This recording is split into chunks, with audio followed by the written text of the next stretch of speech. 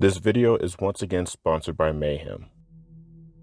On February 10th, Winter Storm Uri began its assault on the Lone Star State. Within a day, millions were without power and unable to heat their homes.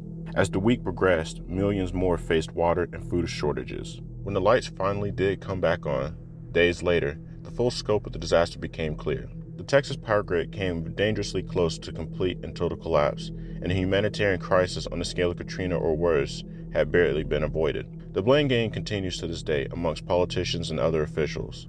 But one thing that is clear now, despite how bad things got, the worst had been avoided. 2021 is working to surpass its predecessor. From the Capitol riots to the power grid failure in Texas, it's becoming evident that the world and our society remains ever so fragile and volatile. Many have turned to prepping as a result.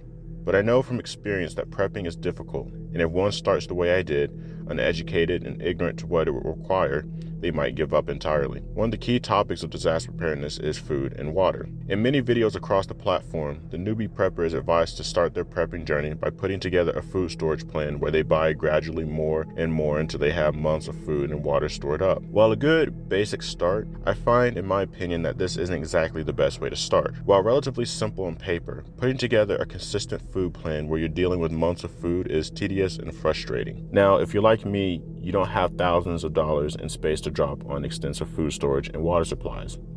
And if you don't want to commit to a complete lifestyle change, I find that it's better to start small and work your way up in a structured and deliberate way.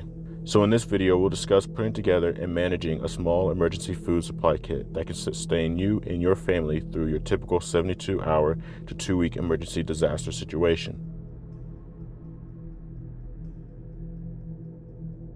So to start your kit, you first need to consider what size kit you want to assemble. An emergency kit is supposed to be exactly what it implies, used only in an emergency situation when you have no other food or water in the house. Thus, you need to consider how long you want the emergency food to last. A good starting point is 3 days or 72 hours. It's the basic recommendation by FEMA. From there, you might want to work up, expanding to a week and eventually 2 weeks. That will provide you a comfortable cushion for you and your family should the need arise. You want to consider what kind of containers you want to store the food in. The best option are the plastic tote bins you see in stores like Walmart. These range in price and quantity, but serve as excellent food storage units as they fit into most bedrooms or pantry closets. So it's best to do your research and invest time into seeing what you need and how many containers you'll need to store all what you want to store. So once you figure this out, you next need to consider what kind of food you want to store. A key term here is shelf stable, canned food, dehydrated food, freeze-dried food, and meals ready to eat. Each I rate according to 3 categories: storage time, ease of preparation, and cost. Starting with canned food. This is your standard type of emergency food. These type products are shelf stable and keep for about a year or 2 if properly stored at room temperature or less. It's also relatively cheap and easy to find. Most grocery stores have canned foods. If you go with these, purchase soups or stews. Not only are they ready for consumption right out of the can, but they act as temporary complete meals. If you choose to go with dehydrated foods, understand that these type foods give you the most options for various prices. You can go with your standard beans and rice or more hearty stuff like expensive soup mixes. And even these vary from your basic cheap soup mixes like ramen noodles to stuff like August Farms. However, they range in nutrition, so it's a good idea to do your research. But when it comes to emergency rations, nutrition isn't exactly a priority. You want something with okay nutrition, but mostly satisfying. However, the biggest downside with dehydrated foods is that they require preparation and water. In a truly emergency situation, you may not have access to fresh water or heat to cook them. Thus, their use can be limited by other factors that could put you in a bind. Like I stated before, they vary in price. They can cost you a few bucks if you go with like dehydrated rice, beans, or about 20 bucks per pack if you're choosing more advanced options like August Farms. Your third option is a bit more expensive, costing around 8 bucks per pack or about 50 to 70 bucks for 3 days worth of food for one person, and that is freeze-dried foods. These are your typical backpacker foods as they're light, easy to carry, thus allowing you to carry several meals in a standard backpack. They're pretty tasty and have a wide range of options to choose from. The biggest downside, however, is the price. However, the biggest upside is that they last for years, given that they have all the water removed and sealed. So though it's expensive, it is definitely worth considering. And finally, there are meals ready to eat military rations. As their name implies, they're ready to eat right out of the package. The only kind of preparation they quote-unquote need is really optional. These are used by the U.S. Department of Defense to feed our troops in the field. In each pack is a complete meal with all the necessary calories one would need for a single meal. That means you have your entree, sides, drink mixes, snacks, and some hard candies. Accessories include coffee and chewing gum. While complete and decent, these meals aren't exactly known for their taste. Personally, they taste fine to me, but not everyone is the same. The biggest pro is that these are the perfect emergency rations to store away. However, they don't store as long as freeze-dried or dehydrated foods, and they're quite on the expensive side. A case of 12 can cost you around $100 or more on sites like Amazon and eBay. However, you do have the option of purchasing packs of 4 for about $40 on these same sites. For me, I went this route as $40 is much easier to stomach at a time than $100. Now that's out of the way, I'll show you some of what I have in my kit. So, I would live in a large family, so my kit is large enough to feed a decent group of people.